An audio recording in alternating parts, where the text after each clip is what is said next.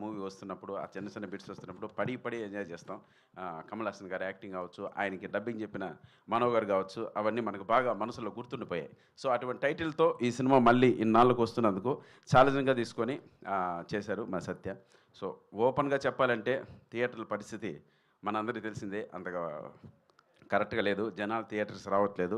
ఆర్టిస్టులను చూసి జనాలు థియేటర్‌కి వచ్చేటువంటి పరిస్థితిలో ఈరోజు లేదు.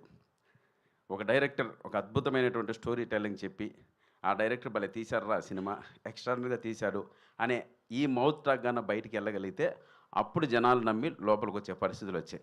ఈ ఆర్టిస్ట్ ఉన్నాడు, ఆ ఆర్టిస్ట్ ఉన్నాడు, వాళ్ళని చూడడానికి వచ్చే పరిస్థితులు అయితే అంటే ఒక స్థాయి ఆర్టిస్టుల వరకైతే ఓకే. 100% ఆ ఓపెనింగ్స్ గ్రాండ్‌గా ఉంటాయి.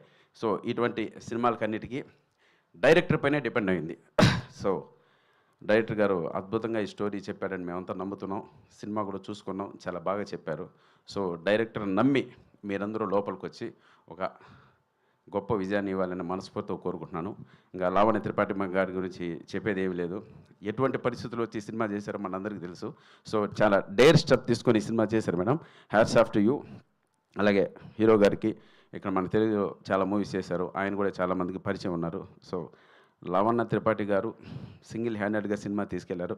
సో ఇంకొక కత్తి కరాటే కూడా ఉంది ఈ సినిమాలో. సెబాస్టియన్ ఆయనతో నాకు ఒక ఫైట్ కూడా పెట్టాడు మా డైరెక్టరు. ఆ ఫైట్ మీరు బాగా ఎంజాయ్ చేస్తారు. సో ఈ సినిమాని ఇప్పుడున్న పరిస్థితులను దాటి అంటే ఇది ఓటీటీలో చూద్దాంలే అనుకోకుండా థియేటర్లో చూడొచ్చు అనేంత టాక్ మాకు మే 8 వచ్చిందంటే మా నాగమోహన్ గారు గొప్పగా విజయం సాధించినట్లే. చూడండి ప్రశాంతంగా మెడిటేషన్ చేసి పీస్ ఆఫ్ మైండ్తో ఉన్నారు పక్కన. సో కాబట్టి సో మా సినిమాని ఆదరిస్తారని మీ అందరికీ చేతులు జోడించి వేడుకుంటున్నాను. మీ Saptagiri. Thank you so much. అలాగే మా యాంకర్ గారు ఈ సినిమాని శుభసూచకంగా గణేష్ని స్తోత్రంతో స్టార్ట్ చేశారు madam. Really thank you so much. అది కూడా చాలా బాగుంది. ఆ స్తోత్రం విన్నప్పుడు ఆ తర్వాత ప్రోగ్రామ్ స్టార్ట్ అయ్యడం మధ్యలో కూడా మన మోడీ గారు అలర్ట్ కూడా వచ్చింది అందరికీ బెల్ అంతా. సో ఇవన్నీ శుభసూచకంగా భావించి